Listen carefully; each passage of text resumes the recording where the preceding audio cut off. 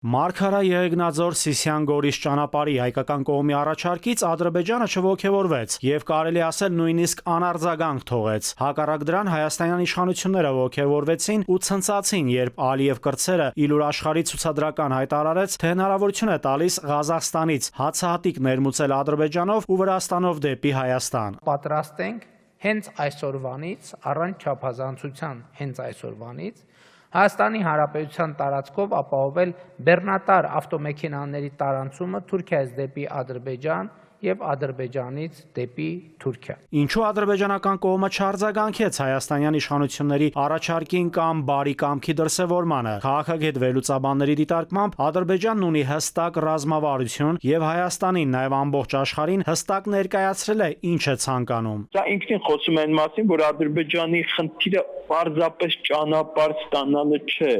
Ադրբեջանի խնդիրը պարզապես կոմունիկացիաներ ապաշրջափակելը չէ եւ սա տնտեսական իմաստով Ադրբեջանի նույնիսկ անհրաժեշտ չէ։ Ադրբեջանի համար այսպես կոչված Զանգեզուրյան երթուղին ունի ոչ թե զուտ տնտեսական նշանակություն, այլ ունի քաղաքական կոմունիկացիոն, գուցե նաև ռազմավարական նշանակություն եւ ոչ թե զուտ տնտեսական նշանակություն, ինչպես որ փորձ է արվում այն ներկայացնել։ Իրենց նպատակը մեկն է՝ Սյունիքը այս կամ այնքան վերցնել իրենց հսկողության տակ։ Ադրբեջանական կողմը բազմաթիվ անգամ բաց հայտարարել է, որ խաղաղության ծրագիր կոչվածն առհասարակ իրեն հետաքրքիր չէ։ Ադրբեջանն իր զինանոցում Հայաստանից այլ պահանջներ եւս ունի։ Ըստ վերլուծաբանների այդ երկիրը դրանք կներկայացնի հետագայում եւ յուրաքանչյուր հերթական պահանջ բավարարելուց հետո առաջ կքաշի նոր պայմաններ։ Հայաստանյան իշխանությունների խաղաղության ձեռքմեկնումը Ալիևը անպատասխան է թողնում։ Ավելին, այդ երկրի ղեկավարը այս անգամ ինչ-որ քարտեզների է հեղումանում, հայտարարել է, թե Հայաստանի տարածքում գրեթե բոլոր տեղանուններն ադրբեջանական ծագում ունեն։ Չկա Սևանալիճ, բայց կա Գոյչալիճ։ Այդ քարտեզները պատրաստվել են ցարական Ռուսաստանի կողմից, որը հայերին Իրանից եւ Արևելյան Անատոլիայից վերաբնակեցրել է Ղարաբաղում էթնիկ կազմը փոխելու համար։ Այդ քարտեզները արտացոլում են պատմական ճշմարտությունը։ Մենք պետք է ուսումնասիրենք եւ տարածենք դրանք։